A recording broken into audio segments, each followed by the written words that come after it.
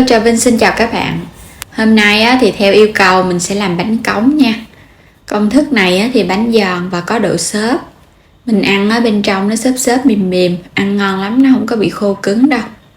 Rất là dễ dàng luôn, ăn cùng với nước mắm chua ngọt, thêm một ít rau để mình cuốn nữa. Thì khỏi cần ăn cơm mà vẫn no bụng. Bây giờ thì mời các bạn mình cùng làm nha. Ở đây thì mình có dùng 50g đậu nành. Đậu nành này các bạn rửa sạch, xong rồi cái mình ngâm qua một đêm để cho đậu nó mềm, để chút nữa mình xay ra cho nó mịn dễ hơn. Thì mình ngâm xong thì cái lớp vỏ nó tróc ra vậy nè. Tiếp theo là mình có 100g đậu xanh. Đậu xanh hạt thì các bạn cũng có thể ngâm vài tiếng hoặc là qua đêm luôn cho nó mềm. Cho hết phần đậu xanh vô trong nồi nước, mình sẽ luộc trong vòng 10 phút cho đậu chín mềm. Quay qua đây thì mình sẽ đi xay đậu nành luôn. Mình dùng một lon bia hoặc là soda và nước có ga. Mình dùng là 330ml nha.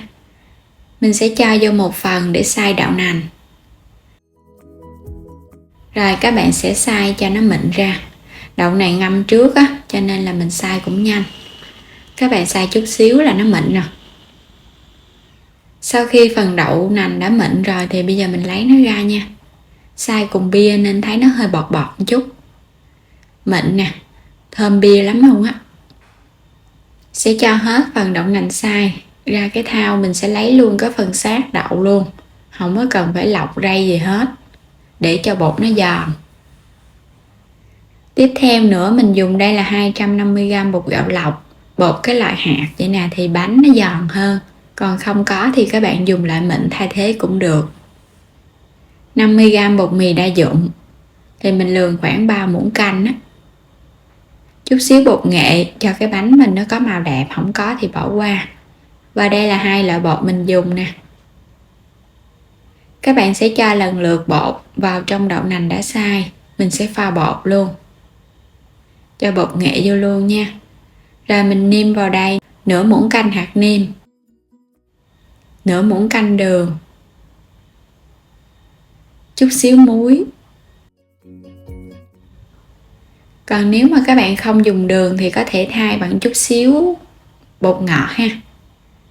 Cái phần bia còn lại nè, mình cho vào mình trộn bột luôn. Cái lượng bột và một lon bia vậy là nó vừa á. Bột đừng có quá lỏng mà cũng đừng có đặc quá. Thì mình cho bia vào các bạn trộn lên thì bột rất là xốp. Mình sẽ khuấy cho bột nó tan mịn ra. Bột đóng gói thì các bạn phải có thời gian cho bột nghỉ nha. Mình sẽ để đây nửa tiếng. Nếu mà có thời gian nhiều hơn thì để 2 tiếng để bánh nó giòn hơn. Tiếp theo thì mình cho dầu vào trong cái nồi. Bánh cống thì dùng cái nồi đi để cho nó ngập dầu cho vào. Rồi các bạn sẽ lấy cái cống. Mình sẽ ngâm cái cống này trong dầu nửa tiếng đồng hồ luôn, trong lúc mà chờ bột. Thì trong thời gian này các bạn để lửa riu riu nha, cho cái cống nó nóng. Mình có thịt nạc xay. Thịt nạc này các bạn dùng nạc vai heo Và đây là khoai môn sắc sợi ra. Nếu không dùng khoai môn, các bạn dùng củ sắn cũng được. Tép thì thích con lớn thì các bạn dùng con lớn nha. Còn nếu mà không thích con lớn thì dùng con tép nhỏ. Đây là con tép xong nè, nó ngon hơn. Quay trở lại thau bột, mình để được nửa tiếng. Bây giờ các bạn khuấy đều lên. Nếu như cái bánh cống truyền thống luôn thì mình sẽ làm bằng gạo xay cho vào một chút xíu hành lá. Cái phần gạo xay thì các bạn nó giòn và nó có độ xốp nên mình không có cần dùng bia. Còn đây mình làm cái loại bột gạo này thì nó hơi khô, sẽ dùng bia để cho cái bánh nó có độ giòn xốp ngon hơn. Khuấy đều lên nữa là được rồi. Đậu xanh mình nấu 10 phút xong rồi cái vớt lên để cho nó ráo thì đậu nó nở ra vậy nè. Rồi bây giờ đi chiên bánh nha.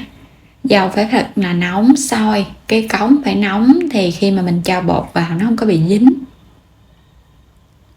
Mình sẽ múc một lớp bột mỏng ở bên dưới cống. Rồi các bạn sẽ cho đậu xanh vào. Tiếp theo là dại. Tiếp theo là khoai môn, thịt xay, một lớp khoai môn nữa, xong rồi cái mình cho bột vô nha. Cái phần ở bên trong á, các bạn cho nhân cho nó hơi nhiều để bột nó rỗng thì bánh nó mới xốp. Cuối cùng là con tép để lên trên. Rồi mình sẽ cho từ từ vào trong nồi dầu, đừng có cho nhanh quá nó bị bắn bột á. Cái cống này đang nóng, các bạn sẽ lấy ra mình múc bột vào. Một lớp thật là mỏng thôi ha, đừng có dày quá. Dày quá một chút nữa cái bên dưới nó khó chín lắm á. Cũng cho lần lượt nhân cho vào giữa. Khoai môn á, thì các bạn chiên lên nó thơm hơn.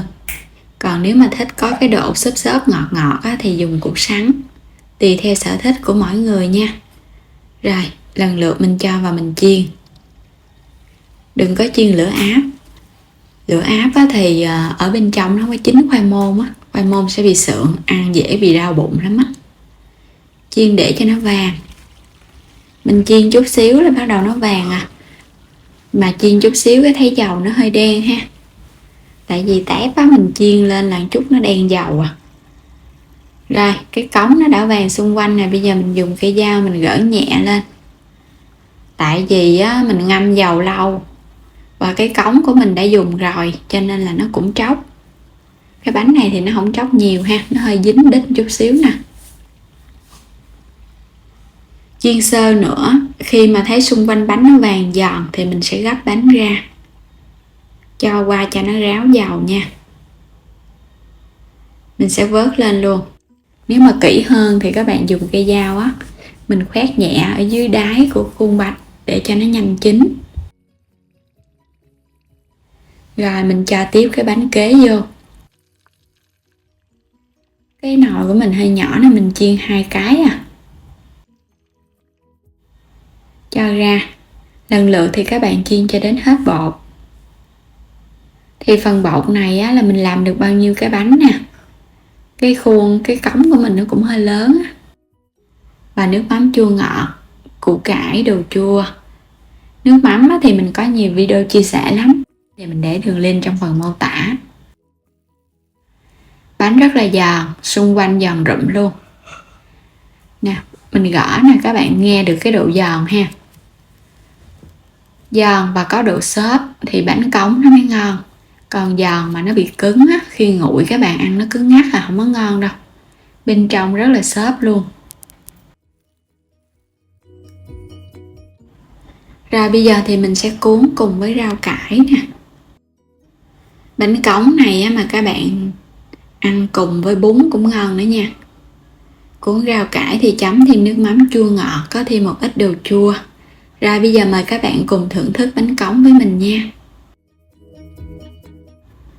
Rất là ngon luôn á. Giòn xốp, ăn cùng với rau thì ăn no luôn, không hề biết ngán. Bên trong thì mình cho phần nhân nó xốp á, nó rỗng rỗng á, cho nên là mình thấy nó giòn lắm.